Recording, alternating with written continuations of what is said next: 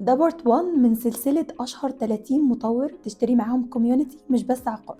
أول شركة في السلسلة دي شركة سودك، ومن أشهر مشاريعها سودك فيديت وإي دي أن سي، وطبعا ناحية زايد بيفرلي هيلز. تاني شركة أعمار، ومن أشهر المشاريع بتاعتها نافيدا وأب تاون، وطبعا مراسي في الساحل ومراسي ريد في البحر الأحمر، وهي مملوكة لرجل الأعمال الإماراتي محمد العبار. تالت شركة هي ديار القطرية، ودي من أشهر مشاريعها سيتي جيت اللي في داخلة العاصمة، وطبعا صفقة عالم الروم اللي في سيدي حنيش.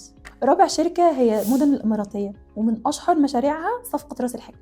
خامس شركة هي شركة أورا، ودي من إحدى شركات عائلة ساويرس، بتتميز برضو بالوحدات السيجنتشر جدا. سادس شركة هي هورايزن مصر، المعروفة بكومباوند سعادة اللي على طريق السويس، وسعادة بوتيك اللي في التجمع السادس.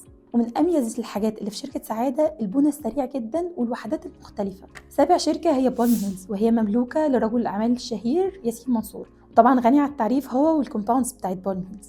رقم 8 مجموعة TMG أو طلعت مصطفى جروب، وطبعا معروفة جدا بالمدن اللي بتعملها زي مدينتي، الرحاب، وسيليا، ونور، وطبعا ساوث في الساحل الشمالي. رقم 9 حسن علام، ودي شركة بقالها 92 سنة في السوق بتشتغل في مجال المقاولات، فطبعا الكومباوندز بتاعتها انشاءاتها سريعة جدا، بلس ان بيحطوا فيها الطابع الخاص بتاعهم زي سوان ليك وجروفا.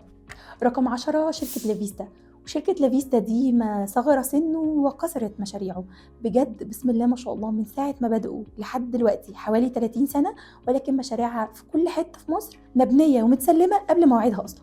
ودول أول 10 شركات من ضمن 30 شركة. تابع بارت 2 وبارت 3 عشان تعرف الباقي، وما تنسوش أنا نوران حسين بقدم استشارات عن العقارات.